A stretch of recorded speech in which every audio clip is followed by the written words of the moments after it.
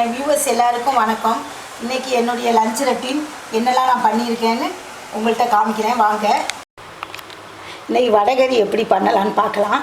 நான் அதுக்கு கடலைப்பருப்பை ஒரு 3 மணிக்கு ஊற வச்சு அதை வடிகட்டி போட்டிருக்கேன். அதுக்கு கூட என்னெல்லாம் போட்டிருக்கேன்னு ஒரு 3 வரமிளகாவை கிள்ளி போட்டிருக்கேன், ஒரு 3 பூண்டு போட்டிருக்கேன், கொஞ்சம் பெருஞ்சீரகம், கொஞ்சம் உப்பு, இவ்வளவும் போட்டு நீங்கள் அரைச்சிருங்க.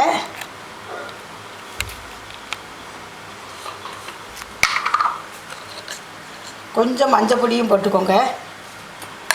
இதை நம்ம பிறுபிறுன்னு அரைக்கணும், ரொம்ப நைஸாக அரைக்க வேண்டாம். நல்லா அரைச்சாச்சு. இந்த மாதிரி அரைச்சிக்கோங்க, குறை குறைன்னு அரைச்சிக்கோங்க, ரொம்ப நைஸாக அரைக்காதீங்க.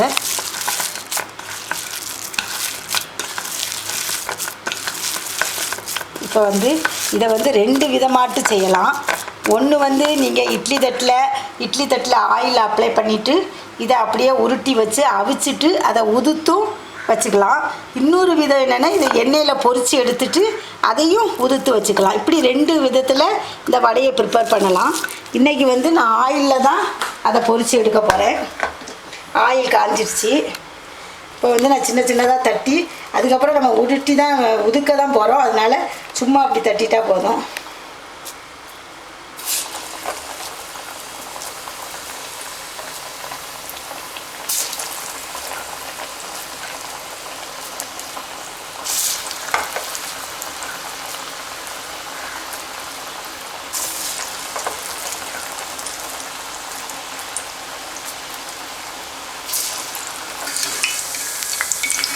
இது நல்ல செவக்கணும்னு தேவை கிடையாது, கொஞ்சம் வேகணும், அவ்வளோதான்.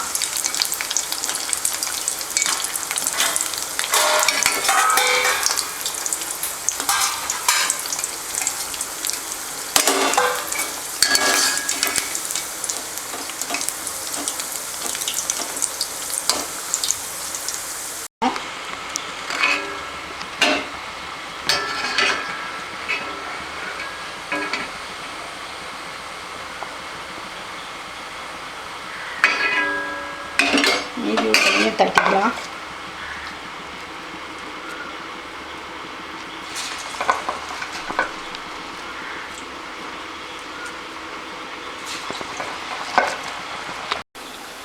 வடையை நான் எடுத்து வச்சாச்சு. இதை இப்போ நம்ம அப்படியே சும்மா பிச்சு போட்டுக்கலாம்.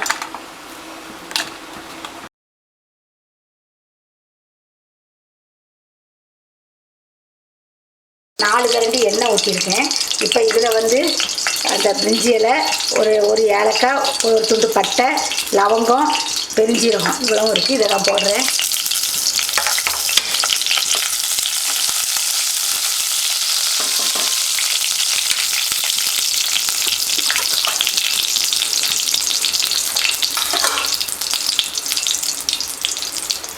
ஜீரகமும் கொஞ்சம் போடுங்க.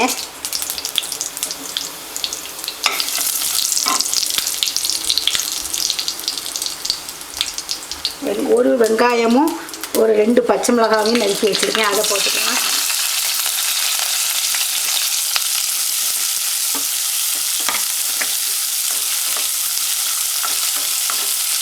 கொஞ்சம் உப்பு போட்டுக்கலாம். கொஞ்சம் போட்டால் போதும், வெங்காயம் வதங்குறதுக்கு.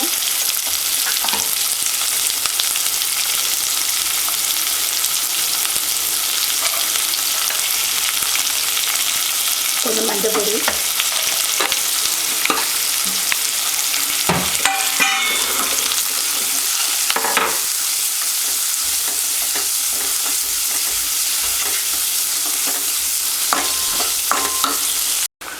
இஞ்சி வெள்ளைப்பூடு பேஸ்ட்டு ஒரு கரண்டி போட்டுக்கிறேன்.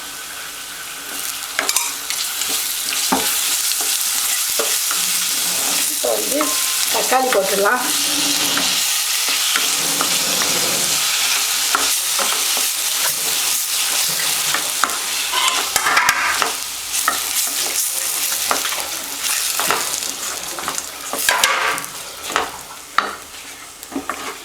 தக்காளி போட்டு கொஞ்சம் நல்லா வதக்கி விடுங்க.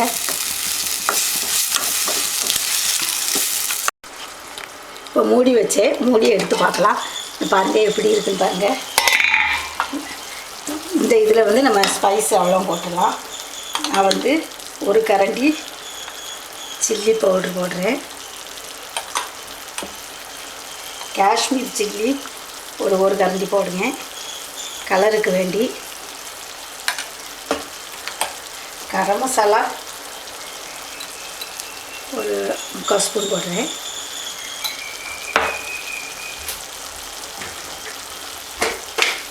அப்புறம் மல்லித்தூள் ஒரு 1/2 ஸ்பூன் போடுறேன்.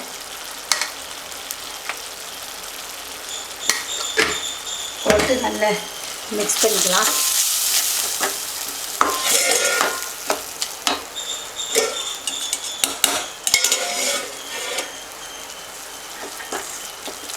இது கொஞ்சம் நல்ல ஒரு 2 நிமிஷம் வதக்கிக்கோங்க. அந்த பச்சை வாடை போகட்டும்.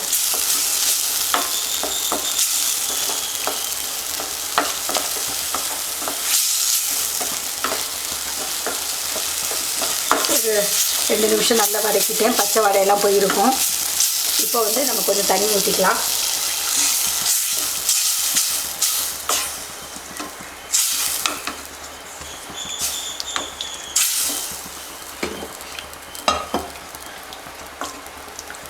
இதில் உப்பு போட்டுக்கலாம். நான் முதல்ல கொஞ்சம் தான் போட்டேன், இப்போ கொஞ்சம் போட்டுக்கலாம்.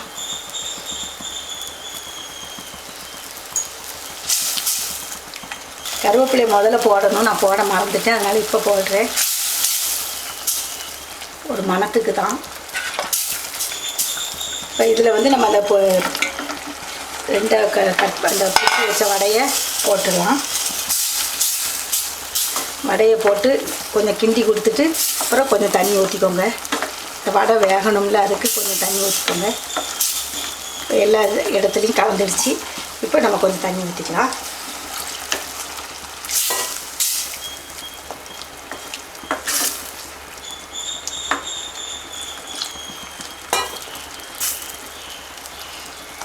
போதும், கிடக்கட்டும். இதை நம்ம இப்போ மூடி வச்சிடலாம். ஒரு கொஞ்சம் நேரம், ஒரு 10 நிமிஷம் கொதிக்கட்டும். இப்போ பாருங்கள் எப்படி இருக்குன்னு பாருங்கள். அருமையாக வந்திருக்கு. இதில் வந்து நம்ம வந்து சொல்ல நான் மறந்துட்டேன். ஒரு கரண்டி, ஒரு அரை கப்பு தேங்காய் பால் புழிஞ்சு வச்சுருக்கேன். நான் அது உங்கள்கிட்ட காமிக்கிறதுக்கு மறந்துட்டேன். அதை வந்து கடைசி நம்ம இறக்கும்போது அப்படி ஊற்றிடலாம்.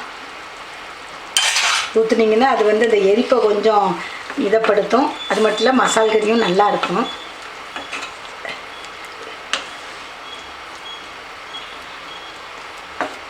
தேங்காய் பால் விட்டு ரொம்ப நேரம் கொதிக்க வைக்க வேண்டாம், போதும்.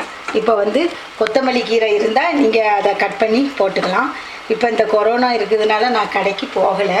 கொத்தமல்லி கீரை வாங்கின கீரையும் எனக்கு தீர்ந்து போச்சு, அதனால போடலை. நீங்கள் கொத்தமல்லி கீரை கண்டிப்பாக போடுங்க. வந்து நம்ம இட்லி, தோசை எல்லாத்துக்கும் வச்சுக்கலாம். இப்போ ரெடி ஆகிடுச்சு. நான் அடுப்பை ஆஃப் பண்ணிவிட்டு ஒரு மசாலா கறி மாதிரி ஒன்று வைக்க போகிறேன். முள்ளங்கியில் ஒரு ஃப்ரை பண்ண போகிறேன். அது எப்படின்னு பார்த்துக்கலாம். நான் எண்ணெய் ஊற்றிருக்கேன், ஒரு 3 ஸ்பூன். அதுக்கு இப்போ தேவையான பொருள் என்னென்னு பார்த்துக்கலாம். நான் முள்ளங்கியை தோல் வெட்டிட்டு, தோலை சீவிட்டு சின்னதாக கட் பண்ணி வச்சுருக்கேன். அப்புறம் ஒரு தக்காளி கட் பண்ணி வச்சுருக்கேன். ஒரு வெங்காயம், ஒரு 2 பச்சை மிளகாய், அப்புறம் கொஞ்சம் பூண்டு. இதை சதைச்சி போடணும், முழுசாக போட வேண்டாம். இங்கே நான் சதைச்சி வச்சுருக்கேன். இஞ்சி பூண்டும், இதில் இஞ்சி பூண்டு பேஸ்ட்டு வச்சுருக்கேன். அதுக்கப்புறம் பெருஞ்சீரகம் கொஞ்சம், நல்ல மிளகு, ஜீரகம். இது அவ்வளோத்தையும் லைட்டாக நுணுக்கிட்டு நான் போடுவேன். இப்போ வந்து இதில் கடுகு போட்டுடலாம்.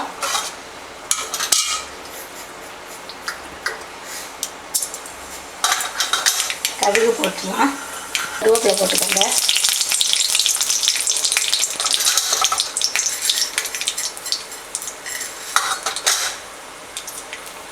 கொஞ்சம் உளுந்தம்பருப்பு போட்டுக்கலாம்.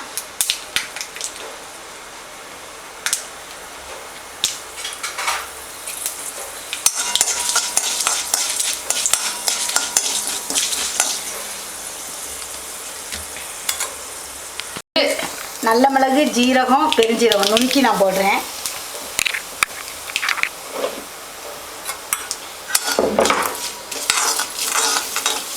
அதுக்கப்புறம் இந்த வெங்காயத்தை போட்டுடலாம். வெங்காயமும் பச்சை மிளகாவையும் போட்டுடலாம்.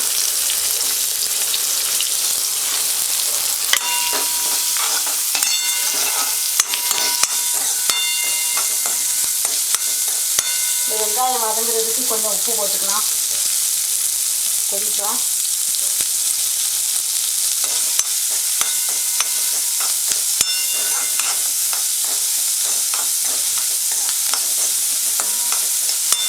இப்போ தக்காளியை போட்டுடலாம்.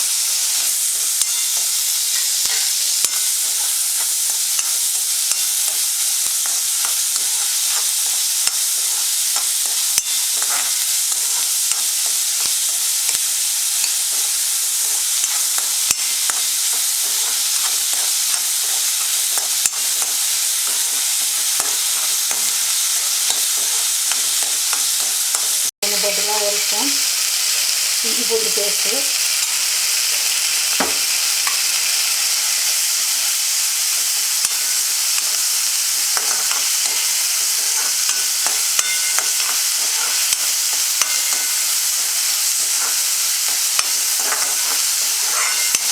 இப்போ நான் வந்து முள்ளையே கட் பண்ணி வச்சுருக்கேன், அதை போட்டுடலாம்.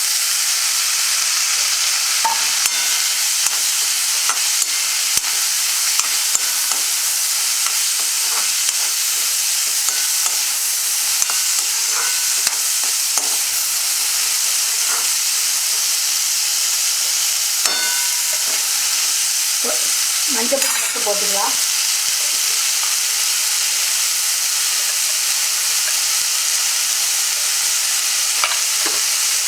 மஞ்சள் பொடி போட்டு ஒரு வதக்கல் வதக்கிட்டு அதுக்கப்புறம் கொஞ்சம் தண்ணி விட்டுக்கலாம். ரொம்ப விட வேண்டாம், ஏன்னா தக்காளியில் உள்ள தண்ணி எல்லாமே வரும். முள்ளங்கியும் கொஞ்சம் தண்ணி விடும். கொஞ்சம் தண்ணி விடுங்க. போதும் கூட தண்ணி விட்டால் போதும். இதை வந்து நம்ம அப்படியே மூடி வச்சுட்டு கொஞ்சம் நேரம் கழித்து பார்க்கலாம் எப்படி இருக்குன்னு. இப்போ முள்ளங்கி எப்படி இருக்குன்னு பார்க்கலாம். பாருங்கள், தண்ணியெல்லாம் வற்றி கரெக்டாக இருக்குது பாருங்கள். இதில் வந்து நம்ம இந்த ஸ்பைசஸ் போடலை, கொஞ்சம் போட்டுக்கலாம். கொஞ்சம் தண்ணி இதான பிறகு கலருக்கு காஷ்மீர் சில்லி ஒரு அரை கரண்டி போடுறேன். வத்தல் ஏற்கனவே நான் 2-3 பச்சை மிளகாய் போட்டிருக்கேன். அதனால் வத்தல் வந்து ஒரு சின்ன அரை கரண்டி தான் போடுங்க. வத்தல் ஏற்கனவே பச்சை மிளகாய் போட்டிருக்கிறதால காரமாக இருக்கும். அப்புறம் கரம் மசாலா ஒரு அரை கரண்டி தான், கொஞ்சம் தான் போடுங்க, ரொம்ப போட வேண்டாம். இதை போட்டு கொஞ்சம் நேரம் கிண்டி கொடுங்க. ஒரு 2 நிமிஷம் இருக்கட்டும். ஏன்னா நம்ம மிளகாத்தல் போடும்போது உங்களுக்கு வந்து நெடி கமரும். அதனால் நம்ம கொஞ்சம் ஒரு 5 நிமிஷம் கிண்டி கொடுத்தா போதும், அந்த பச்சை வாடை போயிடும். இப்போ வந்து மசாலா தயாராகிடுச்சு. இதில் இறக்குற டயத்தில் 1 ஸ்பூன் நல்லெண்ணெய் ஊற்றிக்கோங்க. 1 ஸ்பூன் நல்லெண்ணெய் ஊற்றினா போதும்.